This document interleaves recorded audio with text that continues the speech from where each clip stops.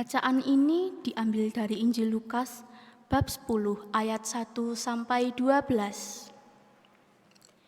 Kemudian daripada itu, Tuhan menunjuk 70 murid yang lain, lalu mengutus mereka berdua-dua mendahuluinya ke setiap kota dan tempat yang hendak dikunjunginya. Katanya kepada mereka, "Tuaian memang banyak, tetapi pekerja sedikit. Karena itu, mintalah kepada Tuhan yang mempunyai tuaian, supaya ia mengirimkan pekerja-pekerja untuk tuaian itu. Pergilah, sesungguhnya aku mengutus kamu seperti anak domba ke tengah-tengah serigala. Janganlah membawa pundi-pundi atau bekal atau kasut, dan janganlah memberi salam kepada siapapun selama dalam perjalanan. Kalau kamu memasuki suatu rumah, katakanlah lebih dahulu, 'Damai sejahtera bagi rumah ini.' Dan jikalau di situ ada orang yang layak menerima damai sejahtera, maka salammu itu akan tinggal atasnya. Tetapi jika tidak, salammu itu kembali kepadamu. Tinggallah dalam rumah itu, makan dan minumlah apa yang diberikan orang kepadamu, sebab seorang pekerja patut mendapat upahnya. Janganlah berpindah-pindah rumah, dan jikalau kamu masuk ke sebuah kota dan kamu diterima di situ, makanlah apa yang dihidangkan kepadamu, dan sembuhkanlah orang-orang sakit yang ada di situ, dan katakanlah kepada mereka, 'Kerajaan Allah sudah dekat padamu.'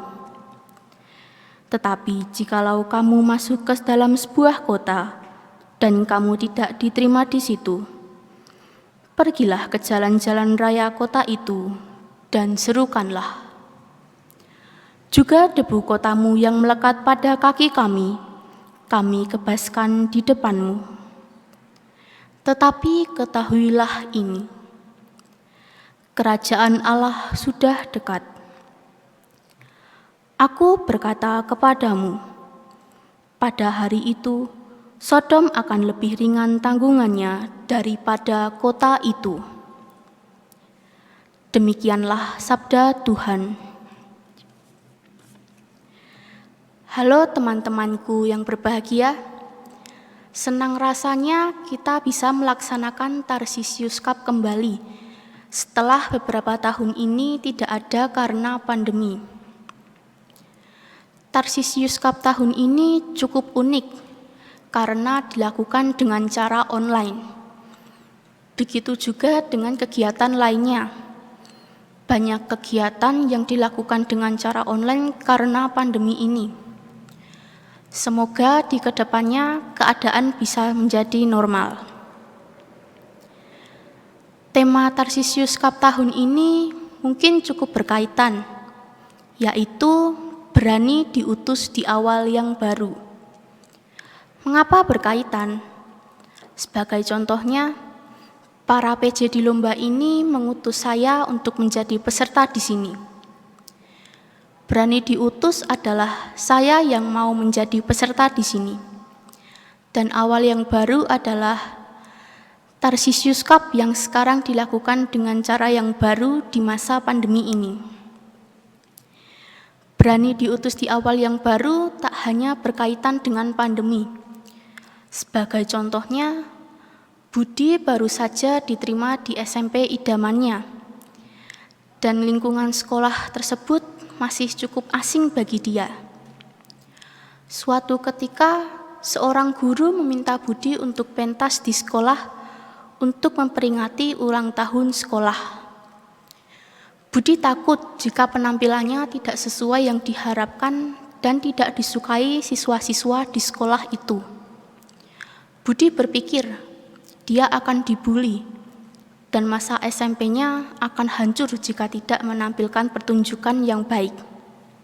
Jadi Budi menolak untuk tampil. Ini adalah contoh orang yang tidak berani diutus di awal yang baru.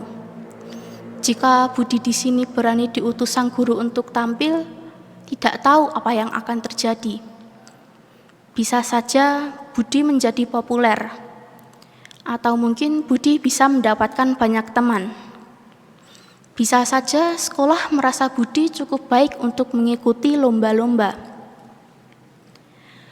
Berani diutus di awal yang baru tidak berfokus pada anak muda saja, tetapi juga bisa pada orang tua. Contohnya, Pak Tommy baru saja diterima kerja di sebuah kantor. Suatu ketika, ada proyek yang akan diserahkan pada Pak Tommy untuk dikerjakan. Atasan Pak Tommy bertanya padanya apakah dia mau mengerjakan proyek tersebut. Pak Tommy berpikir, bagaimana jika dia melakukan kesalahan dalam proyek tersebut? Dan bagaimana jika Pak Tommy kesusahan atau tidak bisa mengerjakan? Jadi, Pak Tommy menolak proyek tersebut. Nah, jika seandainya Pak Tommy ini menerima proyek tersebut, mungkin ada beberapa hal yang akan dialami Pak Tommy, seperti kenaikan jabatan atau mungkin kenaikan gaji. Atau bahkan Pak Tommy ini bisa menjadi orang yang dapat dipercaya. Tapi sayangnya Pak Tommy menolak untuk mengerjakan proyek itu. Teman-teman, ada beberapa pesan yang akan saya sampaikan. Jika kita tidak berani diutus di awal yang baru, maka hidup kita akan biasa-biasa saja. Dan pada saat tua nanti, ketika tubuh sudah tidak bisa untuk berlari dan melompat, kalian akan menyesal. Dulu tidak mau diutus siapapun di awal baru kalian pada masa itu. Jadi belajarlah dari sini. Jangan sampai kalian menyesali keputusan yang kalian buat sendiri. Beranikanlah diri kalian untuk mencoba sesuatu yang baru, walaupun itu membuat kalian ragu. Kalian harus mencobanya.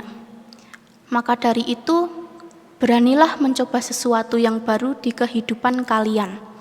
Sekian, terima kasih.